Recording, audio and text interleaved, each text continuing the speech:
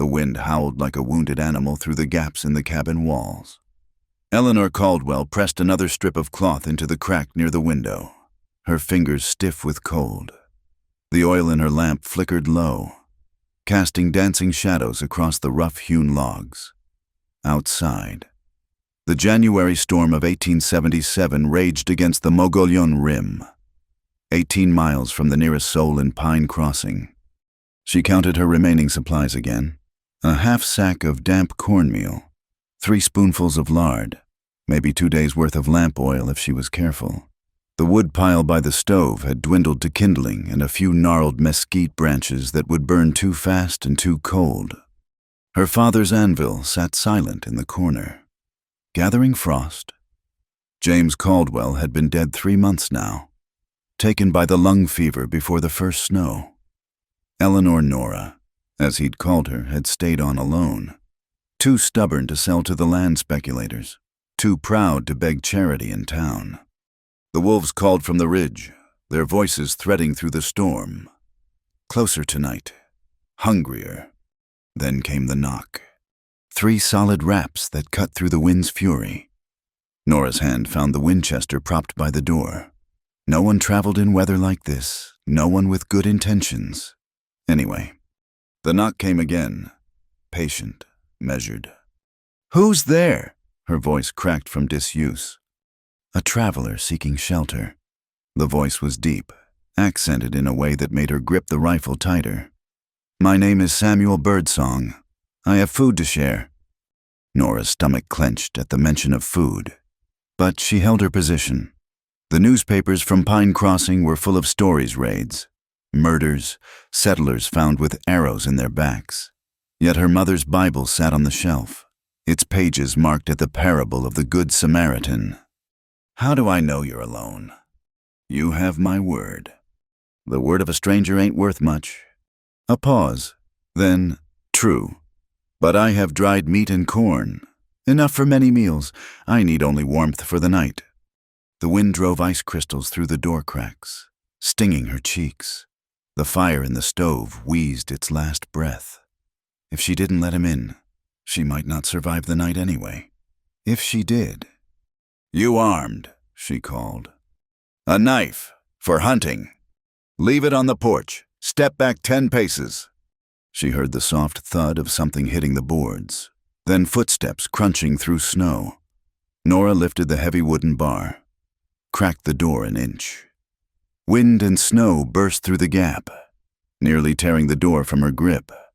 He stood in the swirling white, a tall figure wrapped in a military coat that had seen better days. Long black hair whipped around a face marked by wind and time. Apache. Certainly, maybe 30 winters, maybe more. His hands were raised, empty. "The knife," he said, pointing to a leather-wrapped bundle by the door. Nora's finger hovered over the trigger. Everything she'd been taught, every warning, every prayer for protection from the savage tribes, it all pressed against her ribs like a living thing. But so did the hollow ache in her belly and the dying warmth of her stove. "You can come in," she said finally, "but the rifle stays in my hands." He nodded once and moved forward, stopping to retrieve his bundle. When he entered, he brought the storm with him, snow melting instantly on the coat, the smell of wet leather and pine smoke and something else, something wild like sage. Nora backed toward the far wall, keeping the Winchester between them. He closed the door, replaced the bar, then stood perfectly still. "May I?" He gestured toward the stove. She nodded. He moved with the easy economy of someone used to making no wasted motion, fed the dying embers with some of her precious kindling, then produced a leather pouch from inside his coat. "Tasajo," he said, laying out strips of dried meat on the table. "And cornmeal for making piki." Nora's mouth watered despite herself. When had she last eaten anything but thin gruel? "Why share with me?" she asked. He looked up from unpacking. In the lamplight, she could see old scars marking his jaw, a nose that had been broken and healed crooked. "Because hungry people make poor decisions, and I need you thinking clearly." "That a threat?" "A truth." He pulled out more pouches. I need shelter. You need food. Simple trade. She watched him work, noting the careful way he touched her things, her father's favorite cup, her mother's rolling pin. Respectful. When he found the empty water bucket, he looked to her for permission before heading to the door. Snow will do, she said quickly. No need to go to the well. He filled the bucket with clean snow from the porch, set it by the stove to melt. The simple domesticity of it made her throat tight. How long since anyone had helped with chores? You're not from the reservation, she said. It wasn't a question. No. Running from the army. His hands stilled over the cornmeal. From many things, but I bring no trouble to your door. You are trouble, just by being here. True. He mixed water with the cornmeal, his movements practiced. But I will keep my promise. Food for shelter. Nothing more. The smell of cooking corn filled the cabin, competing with the smoke from the struggling fire. Nora's stomach cramped with want, but she held her position. What did you mean about keeping me thinking clearly? He flipped the thin corn cake on her mother's griddle. A woman alone, this far from town, either very brave or very foolish, but you opened the door. That means brave, I think, and kind. Kindness is a luxury I can't afford. Yet you afford it anyway. He slid the finished peaky onto a plate, started another. Your name? Eleanor Caldwell. The formal name felt strange on her tongue. Nora. Nora. He said it carefully, like tasting something new. I am called Samuel Birdsong by the whites, but my name is Nalnish. It means he works. She almost smiled at that. Awful plain name for an Apache warrior. Who says I am a warrior? The way you move, the scars, the coat that don't fit you right.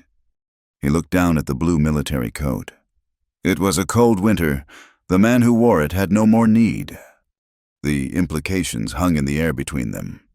Nora's grip on the rifle tightened, then relaxed. If he'd wanted to hurt her, he'd had chances already. The food is ready, he said simply. Her stomach won the battle with caution. She propped the rifle within easy reach and sat across from him at her father's table. The tasajo was tough but good, flavored with salt and smoke. The peaky tasted like salvation. They ate in silence, the storm battering the walls. When she reached for a second piece of meat, he pushed the pouch toward her without comment. Why were you out in this weather? She asked. Moving south, trying to reach the Gila before...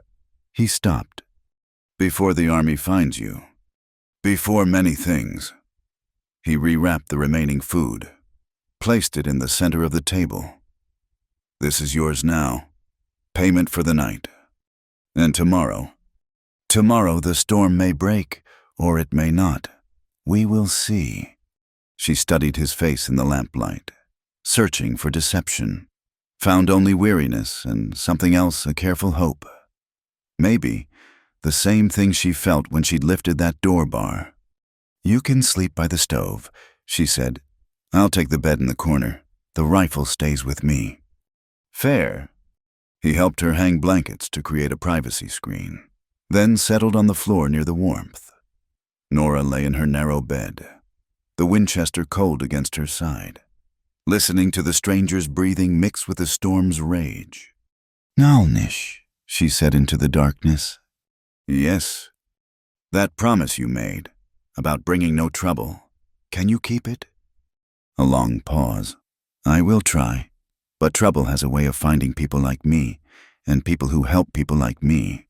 She thought of her empty larder, the dying fire, the wolves circling closer each night. Maybe I need a different kind of trouble. His quiet laugh was answer enough. Outside, the storm howled on, but inside the cabin, for the first time in months, 2 people slept warm. The fire crackled low in the pre-dawn darkness. Nora woke to find Nalnish already awake, feeding small sticks to the flames. He'd repaired the loose shutter that had been banging all night, wedging moss and clay into the gaps where winter crept through. You're handy, she said, sitting up with the blanket wrapped around her shoulders. Cold teaches many skills. He didn't turn from his work. Your door hinges need oil. The bottom one is about to fail. She'd noticed that months ago, but had no oil to spare. Make do or do without. That's the way out here. Yes, he stood, brushing dirt from his hands. But sometimes help comes. They fell into a rhythm without discussing it. He tended the fire while she made coffee from her dwindling supply.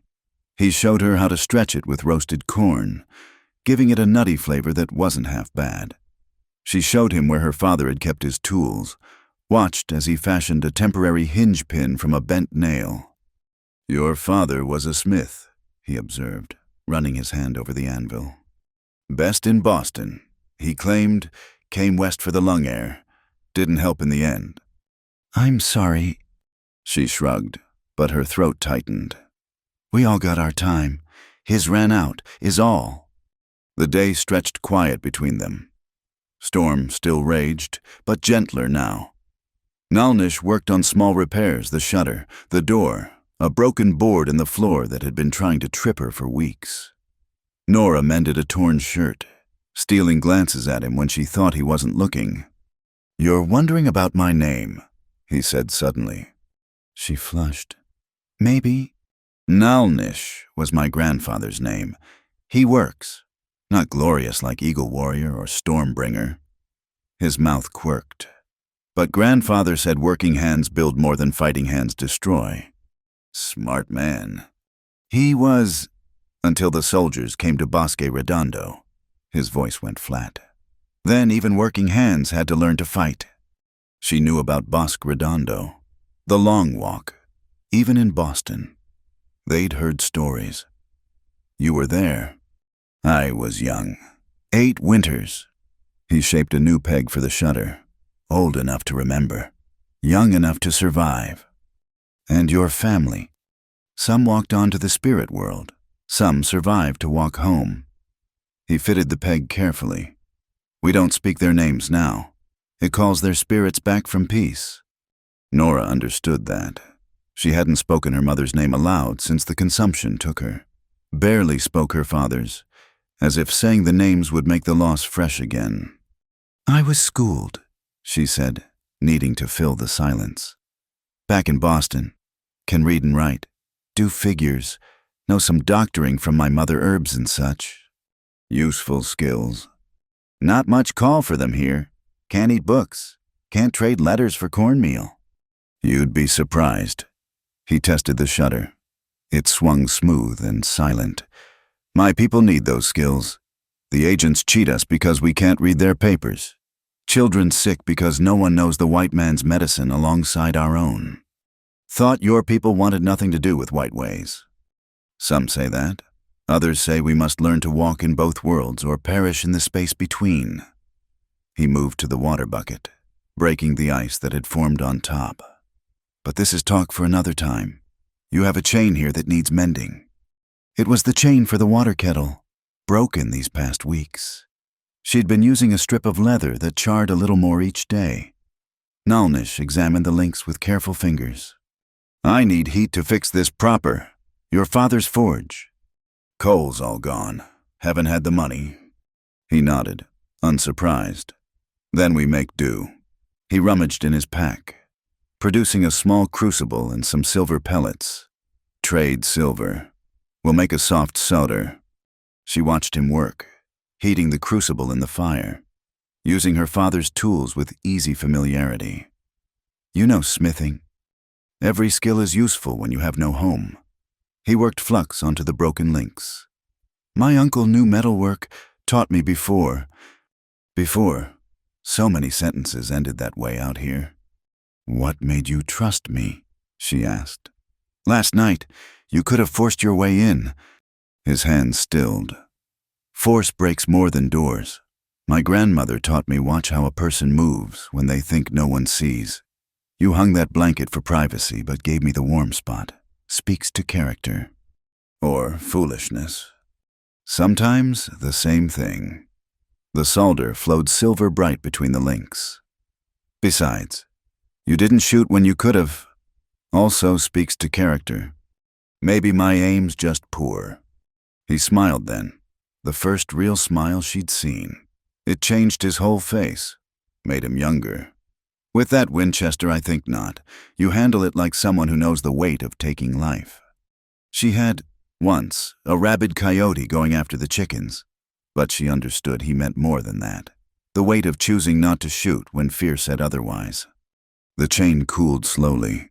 He hung it back in place, tested it with the empty kettle. It held strong.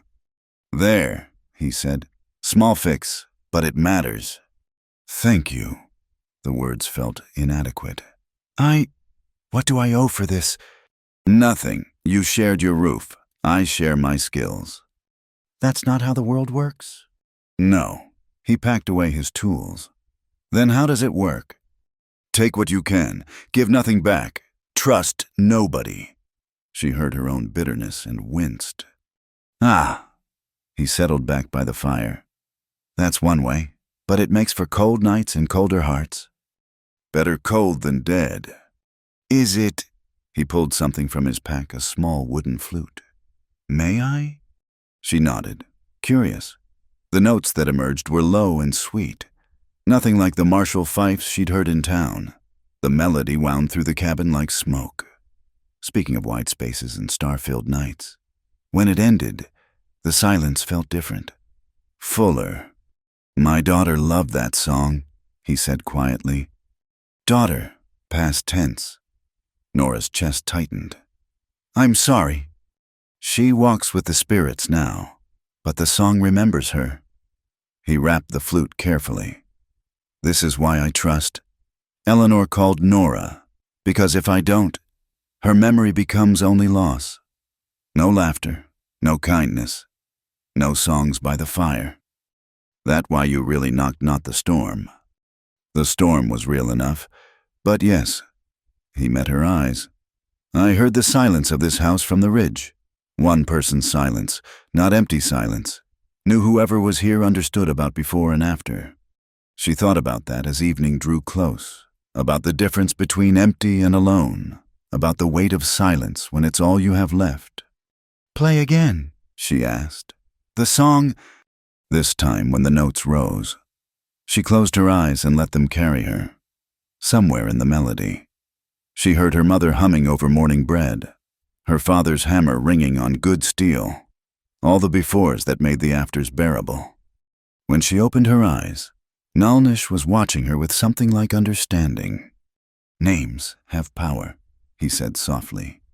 When did you last hear yours spoken kindly? The question ambushed her. When townfolk called her the Caldwell girl or James's daughter, like she was just an echo of the dead. Too long, she admitted. Then I make you this promise. Eleanor called Nora. Each morning I am here. I will speak your name. So you remember you are more than this silence. That's a strange promise. Strange times call for strange promises. She laughed despite herself, a rusty sound. But real. What if I don't want to remember? What if forgetting's easier? Then you become like this storm, he said. All fury and no purpose.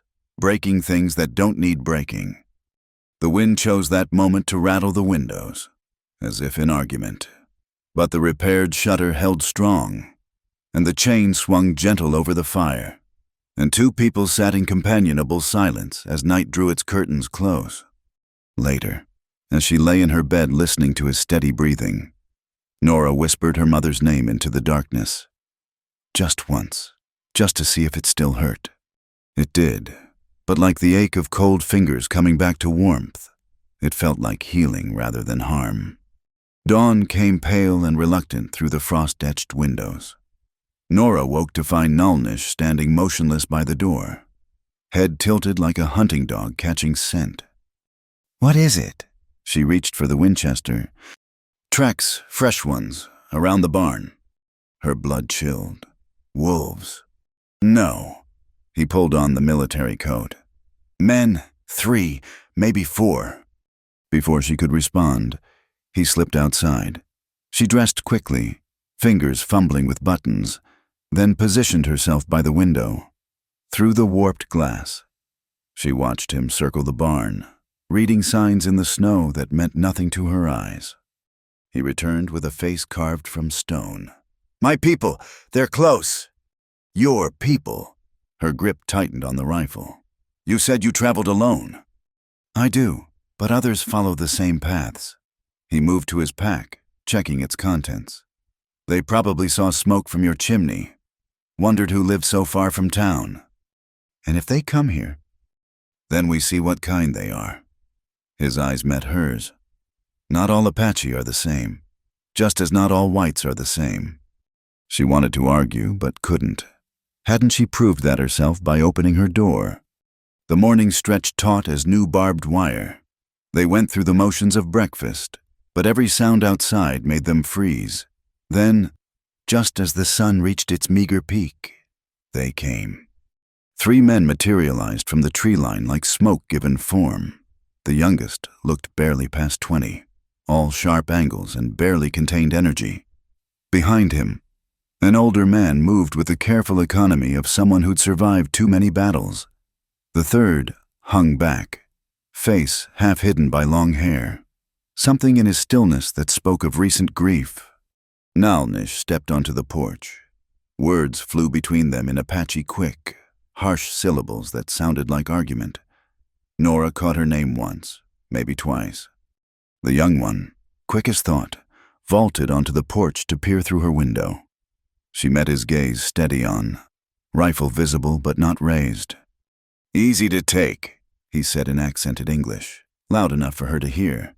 "Weak walls, 1 woman." But she opened her door. Nalnish replied in English, clearly meant for her benefit. "In a storm, to one of us." The older man climbed the steps more slowly. His face was a map of scars, one eye clouded white.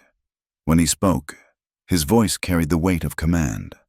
"This is Thomas Crowcaller. The young fool is Joseph Bent Tree. The quiet one is Paul Two Horses." He studied the cabin with his good eye. "Nalnish says you trade fairly." "I try," Nora called through the door. "Then open. We talk like people, not like dogs barking through walls." She looked to Nalnish. He nodded once, trust for trust. The door felt heavier than usual as she lifted the bar. They entered with careful respect, removing their hats despite the cold. Up close, she could see the wear on their clothes, the hollows in their cheeks that spoke of hard travel and scarce game. "Coffee," she offered, knowing she had little to spare. "We have our own." Thomas produced a small pouch. "But we would share your fire to heat water." The next hour was the strangest of Nora's life. 4 Apache warriors sat in her father's cabin, passing a battered pot of pine needle tea, speaking in a mixture of English and their own tongue. Joseph, despite his earlier words, helped repair a loose board in the floor. Paul said nothing but carved a small wooden horse with careful strokes. "You wonder why we're here," Thomas said finally. The thought crossed my mind. Same reason as Nalnish, moving south for winter hunting, away from the soldiers who grow thick as fleas near the forts. He sipped his tea. "But we hear things in our travels. White woman alone, far from town. Some would see opportunity." "Some did," Joseph muttered. "Could take this place easy." "Could," Nora agreed. "But then what kill me? And the army comes looking, take supplies. And where do you go back to the reservation to starve south to Mexico to be shot by rurales?" Thomas's scarred face cracked into something like a smile. "You think like Apache. Good. Survival is not about taking, it's about tomorrow and tomorrow after that." "She could come with us." Paul spoke for the first time, his voice soft as distant thunder. Everyone turned to stare. He kept carving, not looking up. "The hidden canyon settlement. They need teacher, someone who reads the paper words. Who knows healing?" He held up the finished horse, perfect in miniature. "My children need learning, before the world changes too much to catch up." "That's," Nora began, then stopped. It wasn't madness, not exactly. "I don't even know you." "You didn't know me," Nalnish pointed out. Yet here we sit. That's different? How? She had no answer that made sense. Because you were alone in a storm. Because I was desperate. Because something in your eyes reminded me of my father's when he talked about building instead of breaking. The soldiers come here sometimes, Thomas said, changing the subject. Check on settlers. When did they last visit? 2 weeks passed. Sergeant Harrow from Fort Buchanan. Harrow. Joseph spat the name. He's bad one. Shoots first, asks nothing. He's been polite enough to me. Because you're white and alive.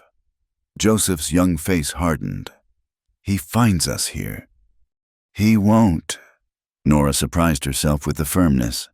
If he comes, you're in the root cellar, or gone out the back while I delay at the front. You would lie to soldiers. Thomas studied her with that one sharp eye. For us. I'd lie to save lives. Whose lives they are doesn't figure into it. Paul looked up from his carving for the first time. She saw the pain written there, fresh and raw. My wife thought like you. Said all children were children. All hungry people were hungry people. The soldiers shot her anyway when she wouldn't tell them where our band made camp. The cabin fell silent except for the fire's whisper. I'm sorry, Nora said simply. He nodded, went back to carving, started on a second horse, smaller than the first. The offer stands, Thomas said as they prepared to leave. The hidden canyon, it's 3 days south, protected. Water runs warm from the rocks even in winter. 40, maybe 50 people, mostly families who want no part of fighting anymore. I have a home. Do you? Joseph gestured around the cold cabin. This is just walls.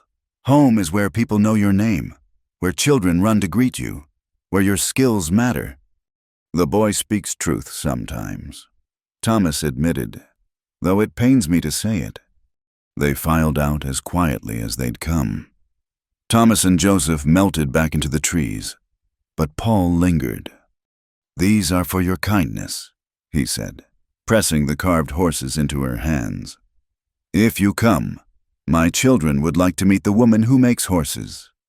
Then he too was gone, leaving only tracks in the snow. Nalnish stood with her on the porch, watching the forest swallow them. You're thinking about it, he observed. No, maybe, I don't know. She turned the little horses over in her hands. Such patient work, such steady hope despite the grief. Would I be safe there? Safer than here come spring when your supplies run out. Safer than here if Harrow decides a woman alone is improper and needs relocating to town. He paused. But safety isn't really what you're asking about. What am I asking then? Whether you can cross that line, leave the world you know for one you don't. Whether surviving alone is really living. Speaking from experience. Every day. He touched the wooden horses gently. Paul's wife was my cousin. Good woman. Taught children their letters using sticks in the dirt. The settlement needs another like her. I'm not Apache. No, but neither are the 2 Mexican families there, or the freed slave who tends our horses, or the Irish trapper who married a Chiricahua woman. He smiled at her surprise. What you think we're all one thing, we're people trying to live while the world changes around us. That night, Nora set the carved horses on the shelf beside her mother's picture. Such different worlds, Boston and hidden canyons. Yet both held children who needed teaching, people who needed healing. She thought of Paul's steady hands shaping wood into beauty despite his loss, of Joseph's fierce energy that could build as easily as destroy, of Thomas with his scarred wisdom, seeing tomorrow and tomorrow after that. Nalnish, she called softly. Yes? Tell me about this canyon. His voice came warm through the darkness, painting pictures of red stone and green cottonwoods, of corn growing in terraced gardens and children laughing in 2 languages, of a place between worlds where people chose their own belonging. When he finished, she lay quiet for a long time, listening to wolves call from the ridges. Closer tonight, but somehow less frightening. I'm not saying yes, she said finally. I know. But I'm not saying no either. I know that too. The fire settled with a soft sigh, sending sparks up the chimney like small prayers. Outside, snow began to fall again, covering the tracks of visitors and erasing the paths between what was and what might be. The pounding at the door came at dawn, sharp and military. Nora jerked awake to find Nalnish already moving, silent as smoke, gathering his belonging. "Open up, Sergeant Harrow. Fort Buchanan." She caught Nalnish's arm. The root cellar. "No time. Too many feet. They'd hear." He was already at the back window. "I'll circle wide. If they chase, I lead them away." "Wait!" But he was gone, vanishing into the gray morning like mist. Nora's heart hammered as she smoothed her dress, pinched her cheeks for color, and arranged her face into what she hoped looked like sleepy confusion. Coming. She lifted the bar slowly, letting it scrape loud. Lord's sake, what's the fuss? 4 soldiers stood on her porch, frost gleaming on their blue coats. Harrow she knew a hard man with pale eyes and a mouth that had forgotten how to smile. The others were younger, nervous, hands too close to their weapons. "Miss Caldwell?" Harrow touched his cap, a mockery of courtesy. "Pardon the early hour." Sergeant. She clutched her shawl tighter. Didn't invite them in. "What brings you out in this weather?" "Reports of Apache bucks moving through the area, stolen horses from the Baxter Ranch. Maybe worse." His eyes scanned the cabin interior over her shoulder. "You seen anything unusual?" "Besides soldiers pounding my door at dawn, no." One of the younger soldiers snickered. Harrow's look could have frosted glass. "This ain't no joke. Miss, 3 families burned out over by Silver Creek. Women and children." He let it hang, watching her face. Nora had heard no such news. Suspected none existed. But she let fear flicker across her features. "I've seen nothing. Heard wolves is all." "Wolves?" Harrow stepped closer. She smelled tobacco and old sweat. "Funny thing about wolves, sometimes they walk on 2 legs. I wouldn't know about that." "No," he gestured to his men. "Mind if we look around for your safety, of course." "I do mind." She kept her voice steady. "It ain't proper. Men tramping through a lady's home without cause or chaperone." "A lady." He said it like something sour. "Your nearest neighbor is 20 miles gone. Ain't nobody here to worry about proper." "I worry about it." She met his stare straight on. "My father raised me right, even if this territory seems to have forgotten what that means." Something shifted in his face. Not softness. Harrow didn't have any of that left, but a recognition of boundaries even he wouldn't cross. Yet. "Check the barn," he told his men, "and the well house." She held her breath as they clumped away. Praying Nalnish had left no sign. Harrow stayed on the porch, studying her with those corpse-pale eyes. "Dangerous. Living alone out here." "I manage. Do you winters hard enough with a man around? Without one." He shrugged. "Things happen." "That a threat, Sergeant?" "An observation. Town's got boarding houses, respectable places for unattached females. This is my home." "This is a grave waiting to happen." He leaned against the doorframe. "Too close. Apache ain't the only dangers in these hills. Drifters, deserters, men with appetites and no conscience." "Good thing I have a Winchester and know how to use it." "Good thing." He smiled then, and it was worse than his scowl. "Course, Winchesters don't help much when you're sleeping, or when there's more than one visitor." The soldiers returned, shaking their heads. Harrow pushed away from the door, but his eyes promised this wasn't over. "We'll be patrolling regular now," he said. "For your protection. Might drop by unexpected. Make sure you're safe." They mounted up and rode out, but Nora stayed in the doorway until they disappeared into the trees. Only then did her knees buckle. She sank onto the threshold, shaking. "Bastards!" The word tasted like copper in her mouth. Yes. She spun to find Nalnish behind her, having somehow circled back without a sound. How long were you listening? Long enough. His face was grim. He'll be back. I know. She stood, wrapping dignity around her like armor. But I've dealt with his kind before. Have you? He studied the tracks in the snow, already calculating. This wasn't about stolen horses. This was about you, testing how alone you really are. I said I can handle it. Like you handled it when your food ran low and the wolves came closer. His voice stayed gentle, but the words cut true. Pride makes a cold bedmate and a worse protector. She wanted to argue, but remembered those pale eyes, that smile that promised things worse than death. He wouldn't dare. Not a white woman. The army. The army protects what it chooses to protect, and Harrow knows every forgotten corner of this territory where bodies don't get found.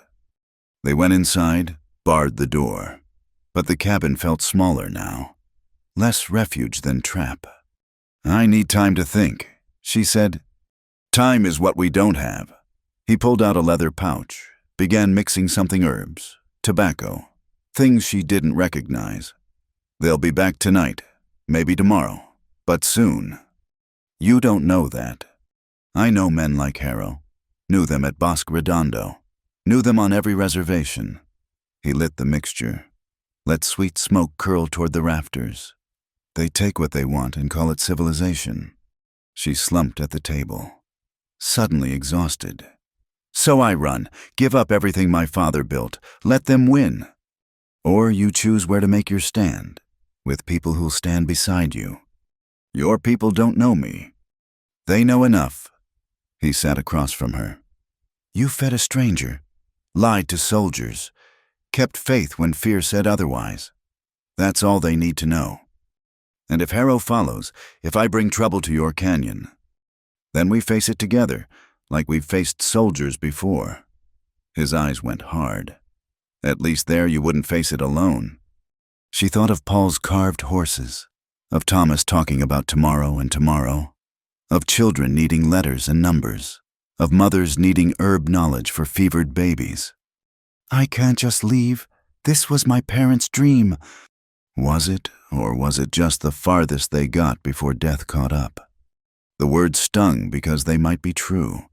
Her father had talked about California, about Oregon, about places where the land was gentler and the people less broken. But the lung sickness had ended those dreams, left him gasping in a half-built cabin while snow piled against the walls. I need to pack, she heard herself say. Nalnish nodded, no triumph in it. Only what matters. We travel fast and light. What mattered? She walked the cabin, touching things. Her mother's rolling pin too heavy, the fancy tablecloth from her wedding chest useless, her father's tools some maybe, the smallest ones. In the end, she filled 2 saddlebags, her mother's Bible and picture, her father's smallest hammers and files, the medical herbs and the book that explained their uses, ammunition for the Winchester, the carved horses Paul had given her. The books, Nalnish said, watching her hesitate over her small library. Bring them. Knowledge weighs nothing and pays its way forever. So she wrapped them in oilcloth, tucked them safe. As the sun peaked and started its decline, they prepared the horses her father's steady mare, the rangy paint Nalnish had hidden in the draw. Once we leave, there's no coming back, he warned. She looked around the cabin one last time. Already it felt like someone else's life. Someone who believed walls could keep out the world's hunger. Someone who thought surviving alone was the same as living. I know. They led the horses out, supplies lashed tight, at the tree line. She turned back. The cabin squatted in the snow, smoke still threading from the chimney. By tomorrow, that fire would be dead. By spring, the forest would start taking back the clearing. In a year, maybe 2, it would be like the Caldwells had never tried to carve out a piece of this hard land. Eleanor, Nalnish said softly, using her full name, formal as a vow. You're sure?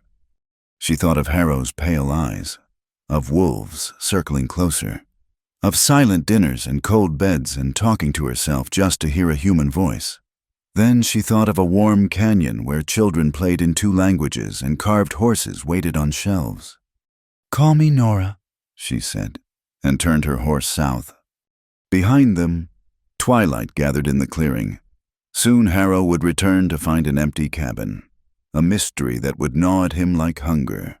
But by then they'd be miles away, following trails no army scout knew, guided by stars older than any nation's claim to the land below. The decision sat heavy in Nora's chest as they stood in the cabin's main room. Outside, the afternoon sun threw long shadows across the snow, counting down the hours until Harrow's likely return. I need to see it all one more time, she said. Nalnish nodded, understanding. She moved through the small space, her fingers trailing over familiar surfaces. The table where her father had sketched his plans for expansion, the windowsill where her mother had kept herbs growing in tin cans, the hearthstones she'd scrubbed until her hands went raw, trying to wash away the soot of grief. At her father's toolbox, she knelt. The leather was worn soft, his initials JTC barely visible. Inside, nestled among files and punches, lay his smith's apron. She lifted it out, pressed it to her face. It still smelled of coal smoke and honest sweat. He was teaching me, she said quietly, before the sickness took him. Said a woman should know how to shape metal, same as bread. Wise man. He was. She folded the apron carefully, placed it in her pack. Came west with such plans. Mother tried to talk him out of it, but he said America was for the bold. And she came anyway. Where else would she go? He was her world. Nora stood, dusting her knees. She made the best of it, right up until the end. She moved to the shelf by the bed, took down her mother's daguerreotype. The woman in the picture looked younger than Nora was now, dressed in Boston finery that had no place in Arizona territory. But her eyes held the same determination that had carried her through birthings and buryings, through desert heat and mountain cold. Knowledge doesn't weigh much, she murmured, echoing Nalnish's earlier words. From beneath the bed, she pulled out a wooden crate. Inside were her books, precious few. Each one read so many times the pages had gone soft.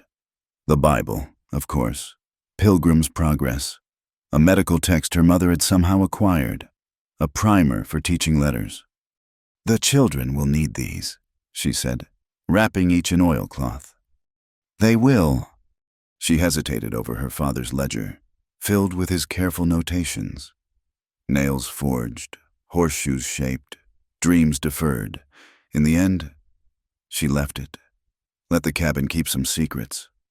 From the kitchen corner, she selected carefully the small iron pot that had been her grandmother's, a good knife, her mother's measuring spoons, worn smooth with use. The rest, the chipped plates, the bent forks, the heavy furniture built for permanence would stay. Almost done, she said, but didn't move. Nalnish waited, patient. He understood the weight of leaving, had carried it himself for years. Finally, she went to the loose floorboard in the corner, pried it up. Hidden beneath was a small leather pouch, heavy with coins. Father's emergency fund, she explained. Said it was for when the wolves came. Guess he didn't mean the four-legged kind. Money's useful anywhere, even in the canyon. For trading, for buying what we can't make. Salt, coffee, news from the outside when we need it. He smiled slightly. We're not hiding from the world, just choosing which part of it to live in. She added the pouch to her pack, replaced the board. No sense making things easy for whoever came looking.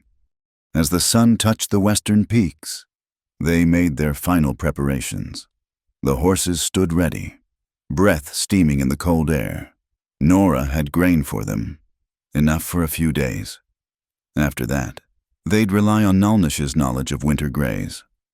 The mare's name is Buttercup, she said, stroking the animal's neck. Father named her, Said she was sweet as spring after a hard winter. Good name, strong horse. She'll do well where we're going. Nora took one last look around, then began pulling on her traveling clothes. Wool skirt split for riding, her father's old coat, too big but warm, thick gloves her mother had knitted that last winter, working even when her fingers could barely hold the needles. Ready? Nalnish asked. She nodded, not trusting her voice. They led the horses out, Nora carefully closing the door behind them. No lock there never had been, just a leather latch that any hand could lift. She'd trusted that, once, trusted in the unwritten rules of frontier courtesy. But Harrow had shown her what those rules were worth. At the edge of the clearing, she stopped. The sun was full on the cabin face, lighting it up like a painting. For a moment, she could see it as her father had not a rude shelter but the beginning of something. A foundation for the future. A place where children would play while smoke rose peaceful from the chimney. It wasn't a bad dream, she said. No, just a dream for a different world than the one we've got. She turned away, nudged Buttercup forward, behind them. Their tracks led clear as signposts back to the cabin. But Nalnish had plans for that. At the first creek crossing, they'd enter the water, follow it upstream, leave false trails, use every trick his people had learned in generations of being hunted. How long to the canyon? She asked as they entered the trees. 3 days if we push, 4 if we're careful. Let's be careful. He smiled approval. You're learning. The forest closed around them, familiar yet strange. She'd walked these paths gathering herbs, setting trap lines, searching for her father's strayed horses. But always before, she'd been tethered to the cabin, that fixed point of civilization in the wilderness. Now she was cut loose, drifting free, and the trees seemed taller, the shadows deeper. They rode in silence as the light faded, Nalnish reading the land like scripture.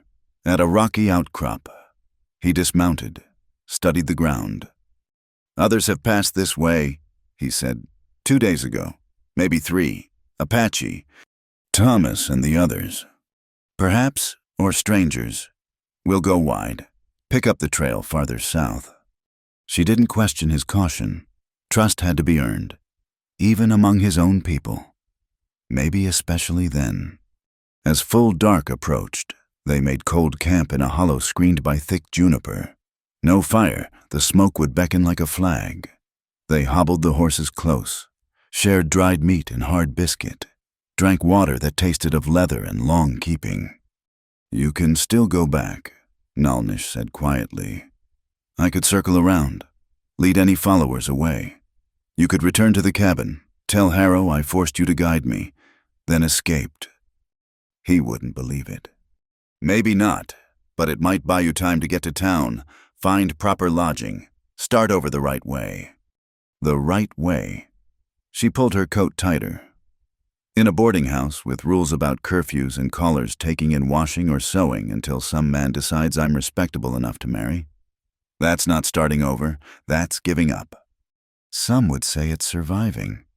I've been surviving for 3 months. I'm ready to try living. He nodded, accepting her choice as final. They settled in for the night, backs against rock, horses close enough to touch. The cold bit deep. But Nora had known worse. Those last nights in the cabin, fire burned down to ash, wondering if morning would find her frozen in her bed. Tell me about where we're going, she said. Not the pretty parts, the truth. Truth, he considered. It's hard living. Water's good but not endless. Everyone works, men, women, children old enough to carry. We hunt, plant, gather, make what we need or do without. No one's rich, but no one's hungry. Not if we can help it. We share the plenty and share the want. He shifted, finding a more comfortable position against the stone. There's sickness sometimes, accidents, raiders, Apache bands who think we're traitors, Mexican patrols who think we're hostiles. We post guards. Everyone learns to shoot. I can shoot. You can. That's good. He was quiet for a moment. But the hardest part isn't the danger or the work. It's learning to be part of something again. After being alone, it's difficult. She thought about that. 3 months of talking to herself, of making decisions with no one to consult, of privacy absolute and terrible. "I'll manage," she said. "I believe you will." Above them, stars emerged like scattered corn across the black soil of sky. Nora found the Dipper, the North Star, navigation points her father had taught her, but they were heading south, into unknown territory where different stars would guide. "Why did you come back?" she asked suddenly. "After that first night, you could have kept going." "Could have," he pulled his blanket higher. "But I'd made a promise. To keep my nights from being cold. That, and to call you by name. In the darkness." She sensed rather than saw his smile. Eleanor called Nora. "See, I remember." "I'm glad you do," she said, and meant it. Somewhere in the forest. An owl called. Another answered. The night sounds of the wild. Continuing their ancient conversations. Soon she'd learn to read them. To know which sounds meant safety and which meant danger. Soon she'd be part of this world instead of just passing through it. But for now, she closed her eyes and tried to sleep, while beside her, Nalnish kept first watch. In the morning, they'd continue south, away from the cabin, away from Harrow, away from everything she'd known, toward a canyon where children waited to learn their letters and mothers needed someone who understood both herbs and heartbreak, toward a place where her name would be called daily, where her skills would matter, where the cold nights would be warmed by more than fire. It wasn't the life her parents had dreamed, but then their dreams had died with them, leaving her to fashion new ones from whatever materials came to hand. Knowledge doesn't weigh much, she thought again, feeling the books in her pack. Neither does hope.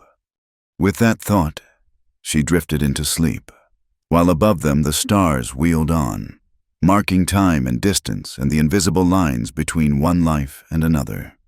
The second day brought challenges.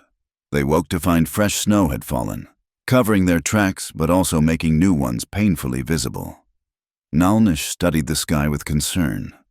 "Storm building," he said. "We need to make distance before it hits." They broke camp quickly, scattering the signs of their presence. As they rode, he taught her the art of disappearing, how to use rocky ground that held no prints, how to brush out marks with pine branches, how to read the wind so their scent wouldn't carry. By midday, they reached a frozen creek. Nalnish dismounted, testing the ice with a stick. "We follow this upstream, cold for the horses, but it hides our passing." The horses protested as they entered the water, ice crackling under their hooves. Nora's feet went numb despite her boots, but she said nothing. This was the price of vanishing. They'd gone perhaps a mile when disaster struck. A hidden shelf of ice gave way under Buttercup's weight. The mare lurched sideways, throwing Nora into the shallow water. Her pack, poorly secured in her haste that morning, broke free and went tumbling downstream. "The books!" She scrambled after it, slipping on wet stones. Nalnish was faster, catching the pack before the current could claim it.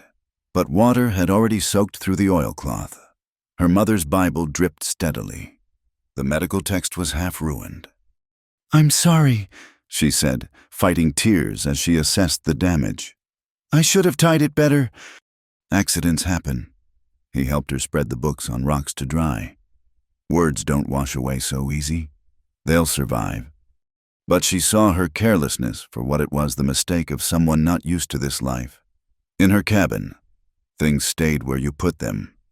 Out here, every knot mattered.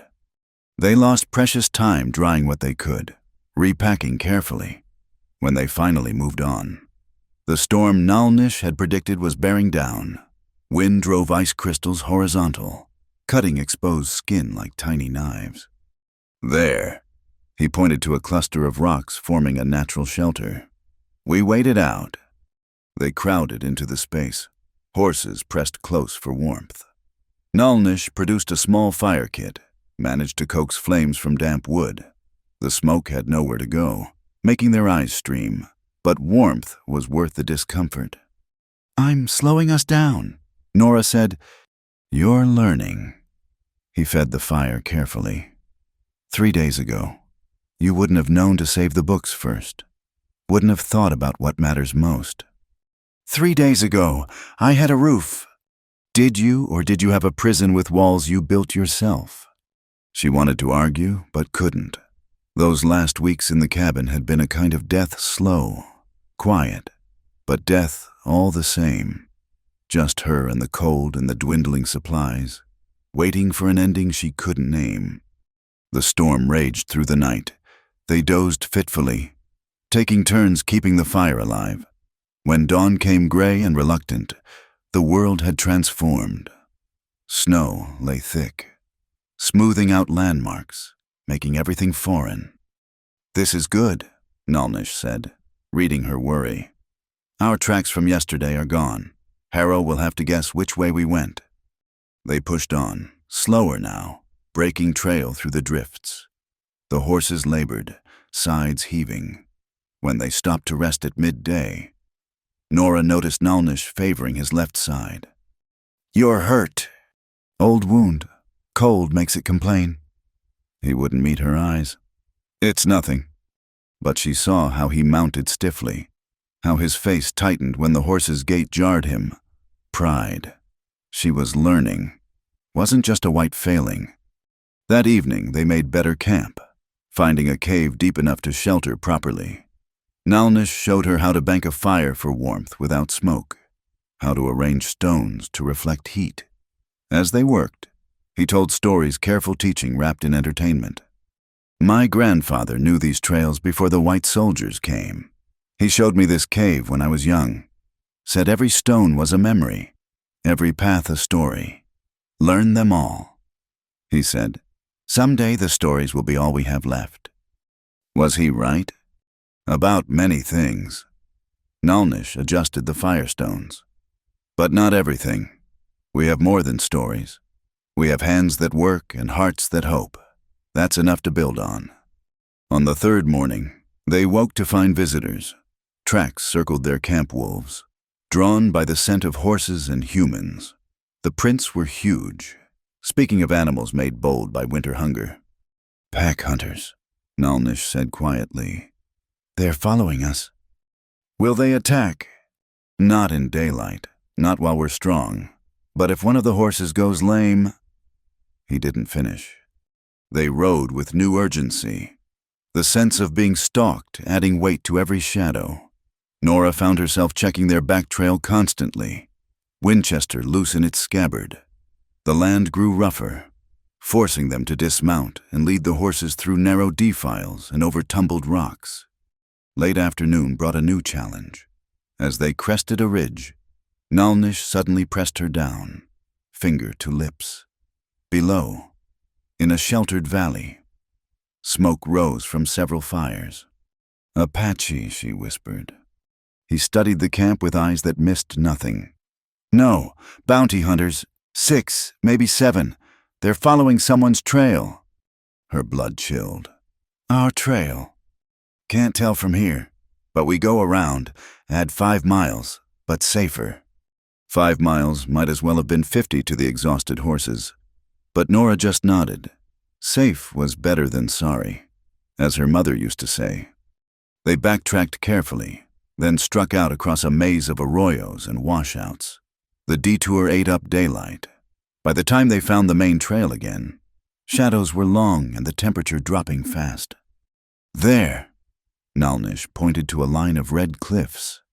The canyon mouth is beyond that ridge. We'll reach it by full dark if we push. But pushing was what finally broke their luck. Buttercup, already tired from 3 days of hard travel, stepped wrong on an ice-slicked stone. Nora heard the sickening pop, felt the mare stumble. No, she breathed, dismounting quickly. The mare stood with one hoof barely touching ground, trembling. Not broken, thank God, but strained badly. No way she could carry weight. We walk from here, Nalnish said. Lead her slow. So they walked, leading the limping mare, racing the dying light.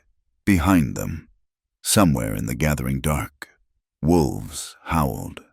Ahead, the canyon mouth loomed like a promise or a threat. Nora couldn't tell which. The last mile was the hardest. Buttercup needed constant coaxing, and the trail wound upward through loose scree that slid treacherously. Nora's legs burned. Her lungs ached in the thin air. Only Nalnish's steady presence kept her moving. Then, between one step and the next, the world changed. The narrow trail opened into a hidden valley, and the smell of wood smoke and cooking food drifted on the wind. Dogs barked somewhere ahead, not hostile, but announcing.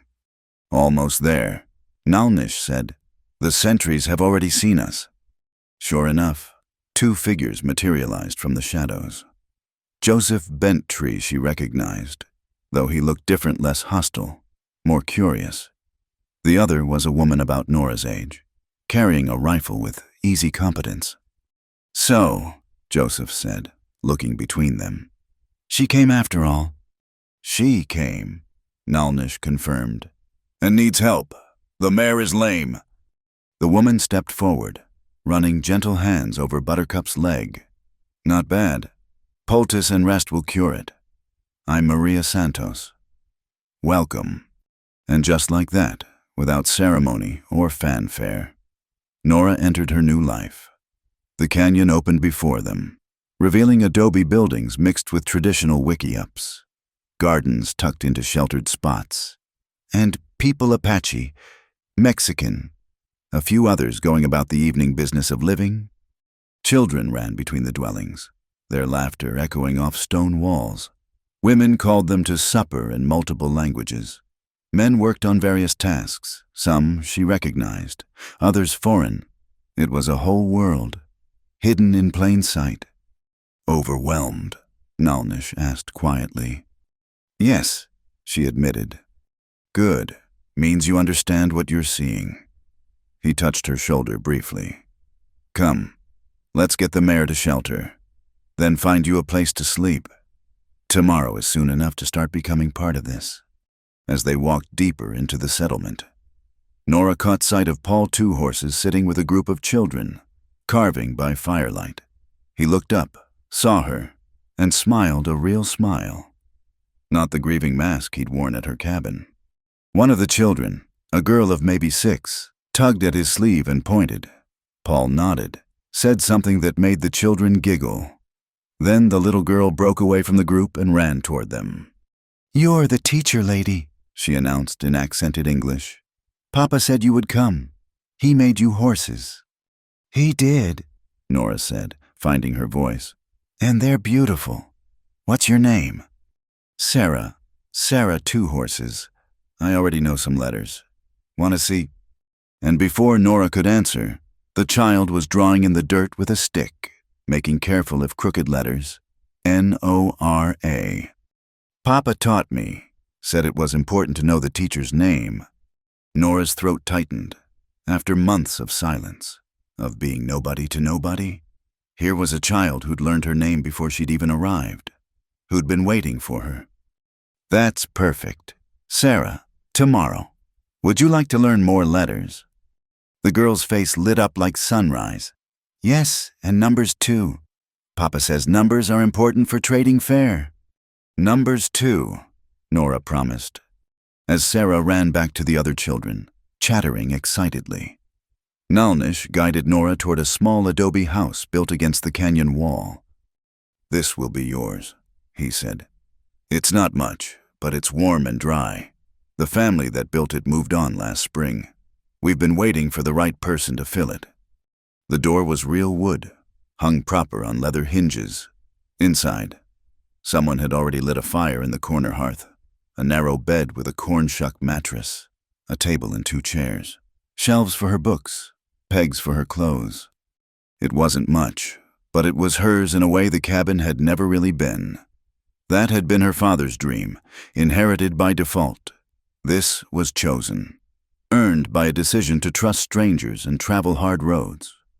"Thank you," she said to Nalnish, "for everything, for coming to my door that night.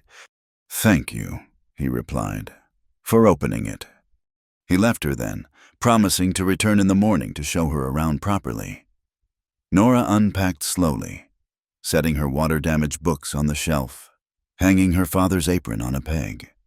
The carved horses went on the mantel, where firelight could dance across their wooden forms. Outside, the settlement quieted as families finished supper and settled for the night.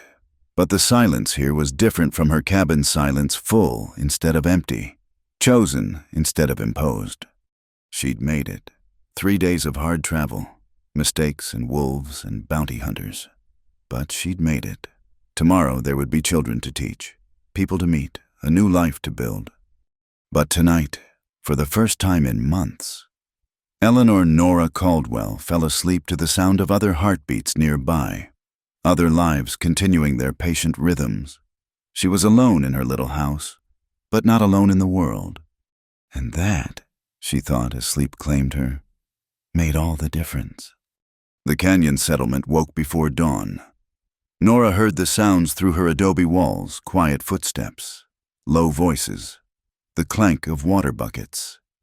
She dressed quickly and stepped outside to find the world transformed by morning light. Red rock walls caught the first sun, glowing like coals. The little creek that ran through the canyon's heart sparkled clear and cold. "You're awake early." Maria Santos appeared with 2 cups of something steaming. "Coffee, real coffee. We trade for it twice a year." The taste was heaven after months of stretched chicory and roasted corn. "Thank you. I didn't know what the morning routine was." There's no set routine. Everyone contributes how they can.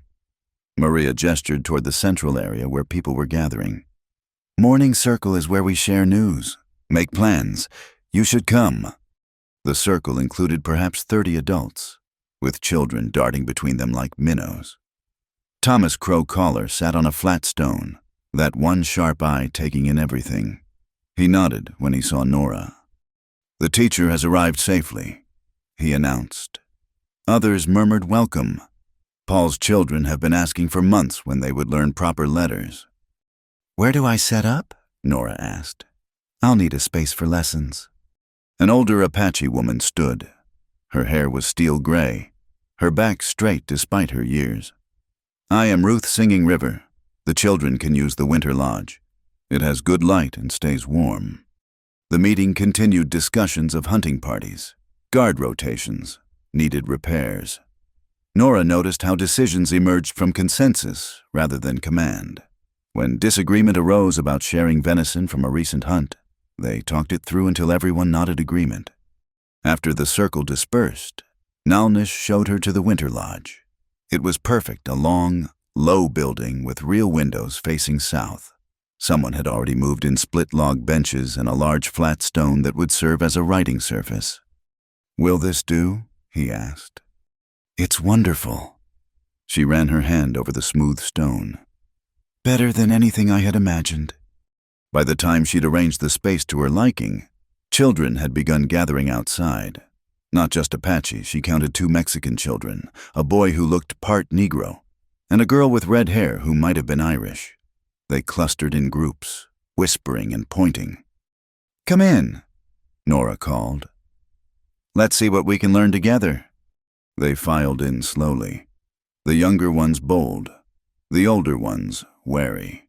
Sarah Two Horses claimed a spot front and center, pulling a smaller boy with her. "This is my brother David," she announced. "He doesn't talk much, but he's smart." Nora counted 14 children in all, ranging from perhaps 5 to 12 years old. She had them say their names, trying to fix each in memory. Some spoke clear English, others struggled, and 2 of the youngest spoke none at all.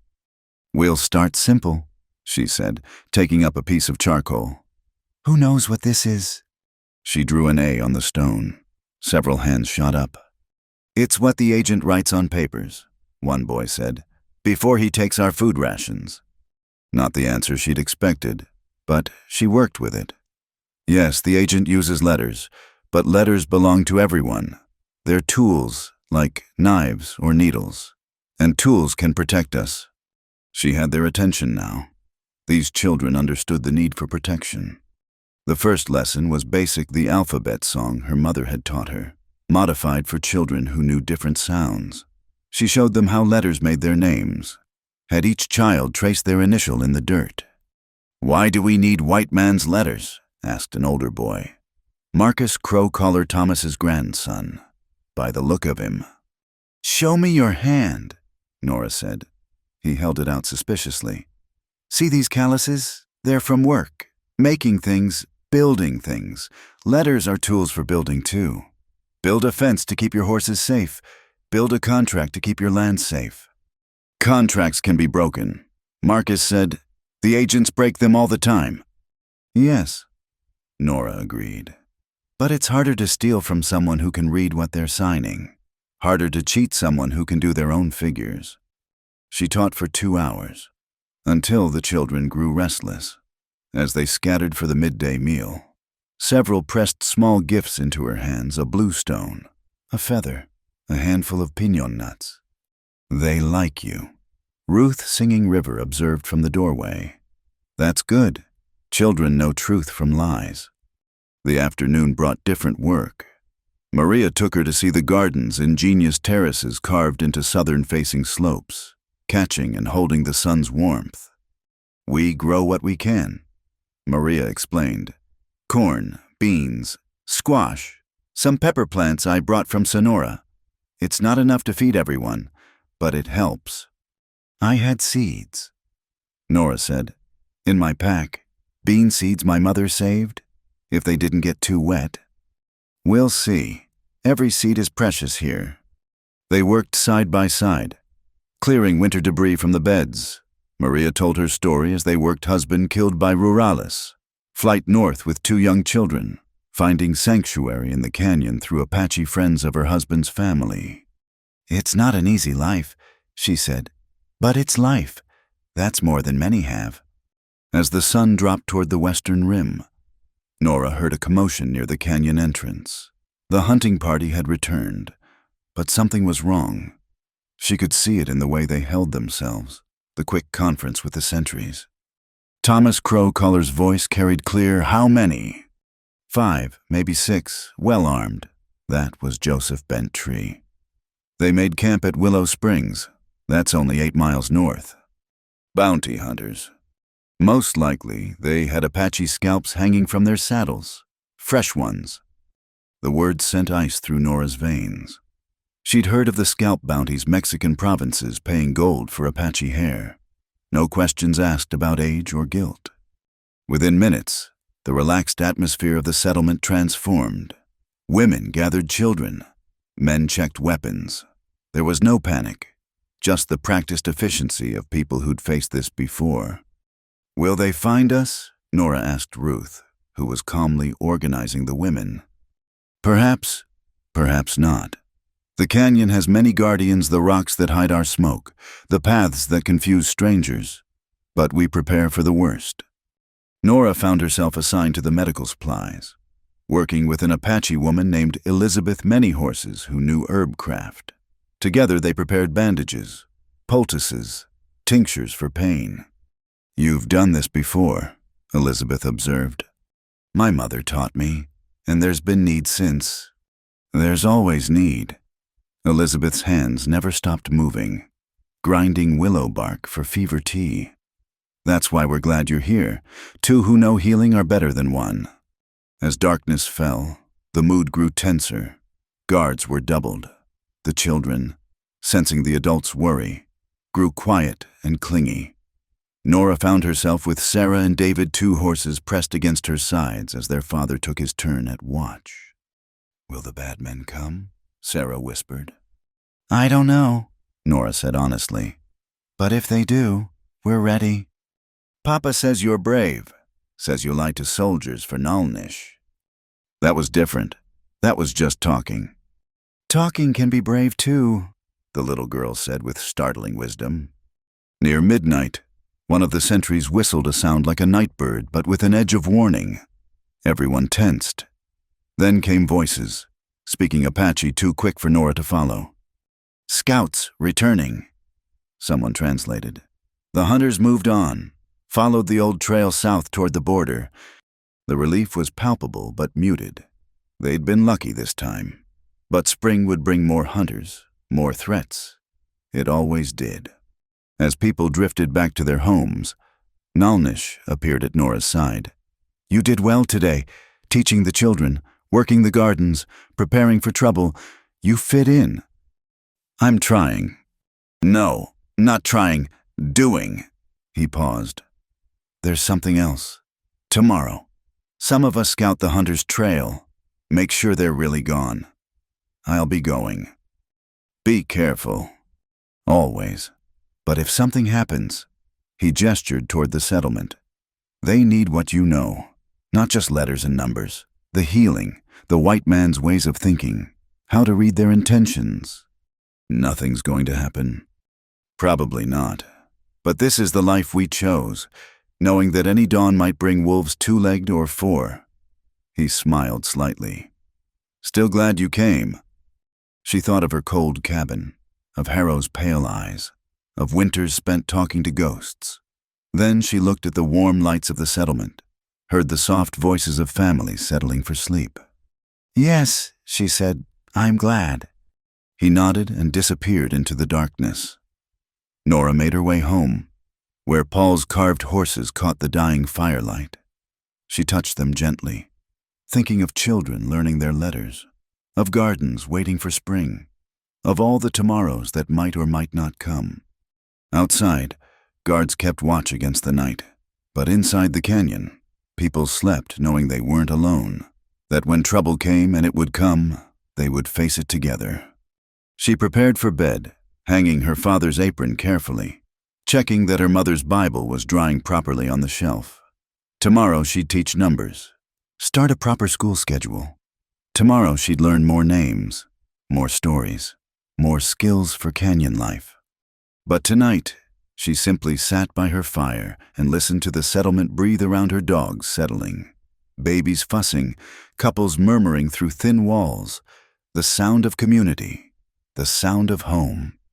When she finally slept, she dreamed not of wolves or hunters, but of children writing their names in strong, clear letters, of gardens green with possibility, of Nalnish returning safe from his scout, that quiet smile warming his weathered face.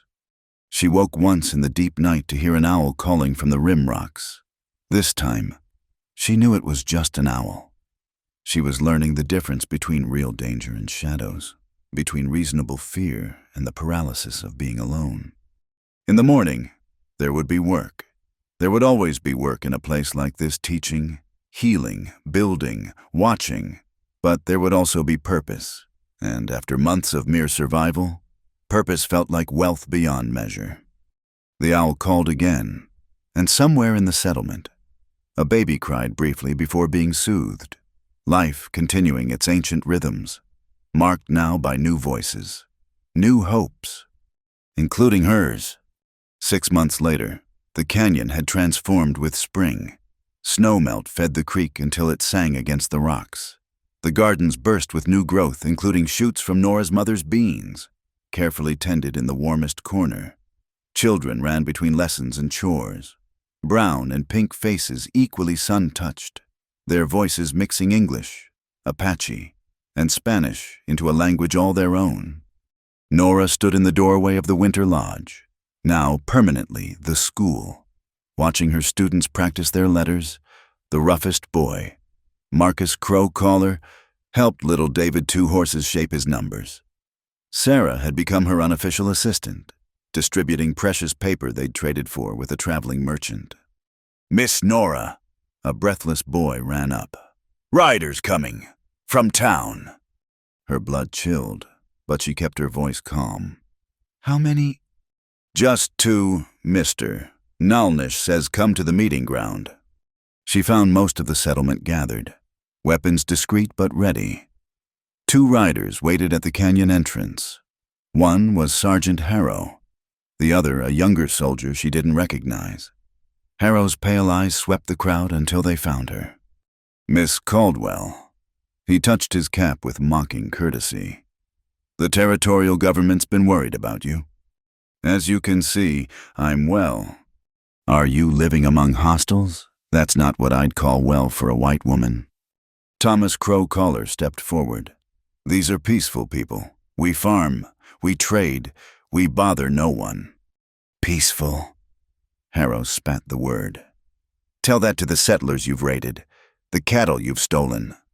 We've taken nothing, Thomas said firmly. Check your reports. No raids from this canyon. Reports can be wrong. Evidence can be interpreted different ways. Harrow's eyes never left Nora. Miss Caldwell, I'm authorized to escort you back to civilization, for your own safety. I'm safe here. Are you, or are you being held against your will, maybe threatened if you try to leave? His hand drifted toward his sidearm. Just say the word, ma'am. We'll get you out. Nora felt the tension ratcheting higher. One wrong word, one misunderstood movement, and blood would flow. She thought of the children behind her, of the families who'd welcomed her. Sergeant Harrow, she said, stepping forward. I appreciate your concern, but I'm here by choice. I teach school for the children. I help with healing. It's good work. Teaching savages, that's not fit work for a white woman. Teaching children, she corrected. And if you check the Territorial Education Act of 1871, you'll find provision for missionary teachers in Native communities. I'm sure the Bureau of Indian Affairs would be interested to know you're interfering with educational efforts. It was a bluff. She had only vague knowledge of such laws, but Harrow's uncertainty told her she'd struck close to truth. You're registered with the Bureau, he asked. My paperwork is being processed. Another lie, smooth as butter. Through the Prescott office. You're welcome to check. The younger soldier shifted nervously. Sarge, if she's legal. Quiet. Harrow's jaw worked like he was chewing something bitter. This ain't over, Miss Caldwell. The territory's changing. Soon there won't be room for Apache lovers and their pet Indians. Perhaps, but today there is. She kept her voice steady. Was there anything else? Sergeant. For a moment, she thought he'd push it. His hand tightened on his pistol grip. Around them. She sensed rather than saw weapons being readied. Then, Harrow smiled that cold expression that promised future trouble. No, ma'am, nothing else. Today.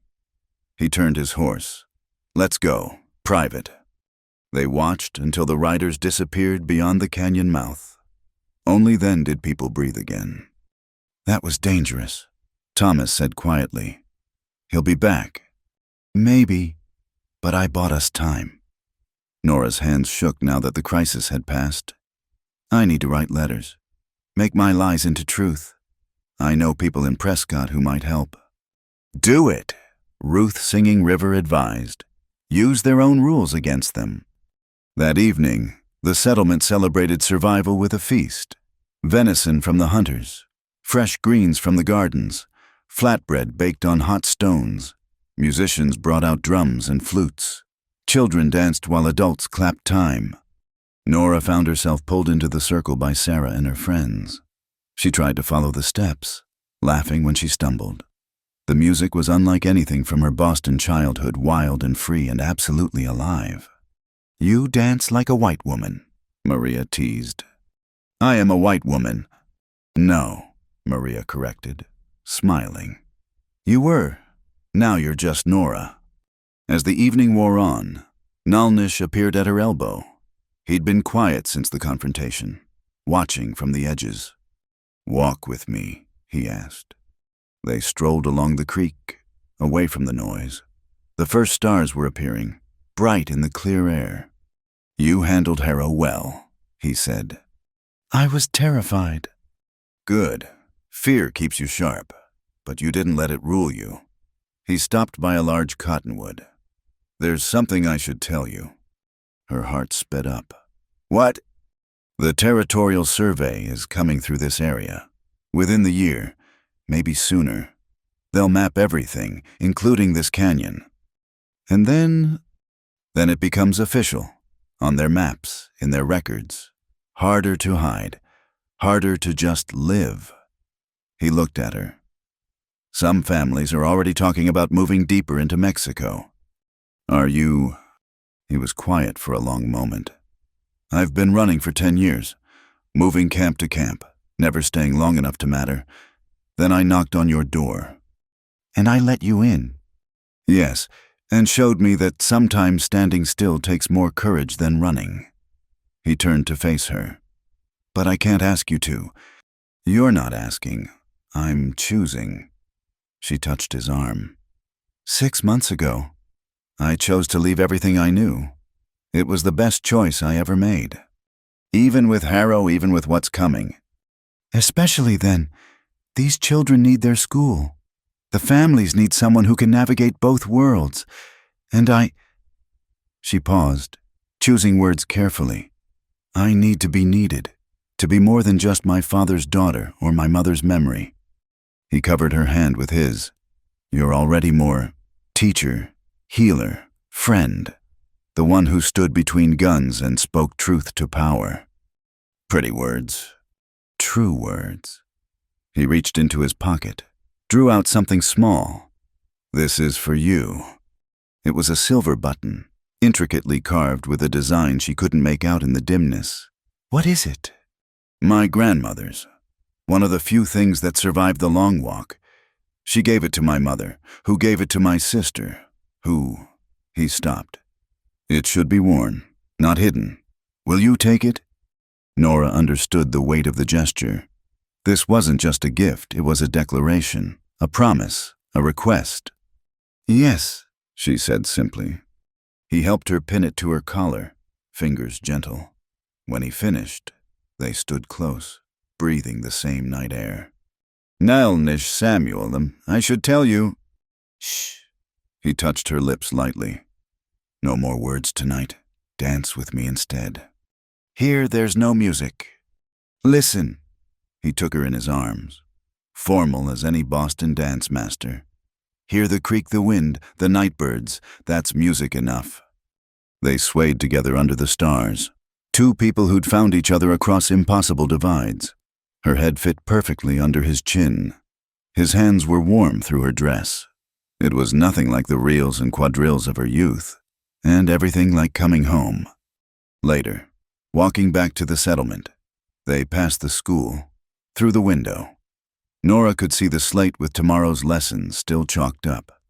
Arithmetic for the older students, letters for the young ones, a map of the territory, marked with rivers and mountains and the places where different peoples met. Will you add the canyon to your map? Nalnish asked. No, let them find it themselves if they must. Some things shouldn't be made easy for outsiders. He squeezed her hand. Spoken like someone who belongs. The settlement had quieted. Families retreated to their homes. But lamps still glowed in windows. And somewhere a baby fussed before being soothed. Normal sounds of normal life, made precious by their fragility. As they reached her door, Nora turned to him. That promise you made, that first night, about my nights no longer being cold. I remember. You kept it, even when you weren't there. I wasn't alone anymore. The children, the work, the purpose, it all kept me warm. And now, she smiled. Now I think it's time for new promises. He kissed her then, soft and sure. When they parted, his eyes held tomorrow and tomorrow, all the possibilities they'd build together. What kind of promises, he asked. The kind written in actions, not words. Gardens planted, children taught, communities defended. She touched the silver button at her throat. Lives woven together like your grandmother's blankets, too tight to unravel. Those are good promises. The best kind, the kind that last. He left her at her door with another kiss and a whispered, until morning. Inside, she lit her lamp and sat at her table to write those letters to Prescott. Official recognition, legal protection, white man's magic to shield the life they'd built. But first, she picked up Paul's carved horses, running her fingers over the smooth wood.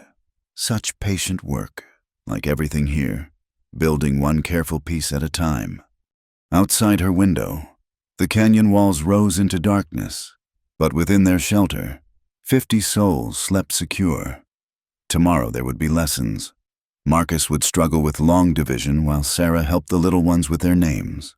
Maria would teach her to make tortillas properly. Ruth would share more herb knowledge. And Nalnish Samuel would be there, quiet and steady, mending what needed mending, building what needed building, standing beside her when the next harrow came calling, as they surely would. She'd left a cold cabin to find a warm community, left isolation to find purpose, left survival to find life. The silver button caught the lamplight as she began to write. To the Territorial Education Authority. Each word was a stone in the wall they were building. Each sentence a declaration that this place, these people, this life was worth protecting. Outside, an owl called from the rim rocks. But Nora no longer heard it as a lonely sound. It was simply another voice in the night, another heartbeat in the community she'd chosen. Home, she thought. After all the miles and fears and choices, I'm finally home.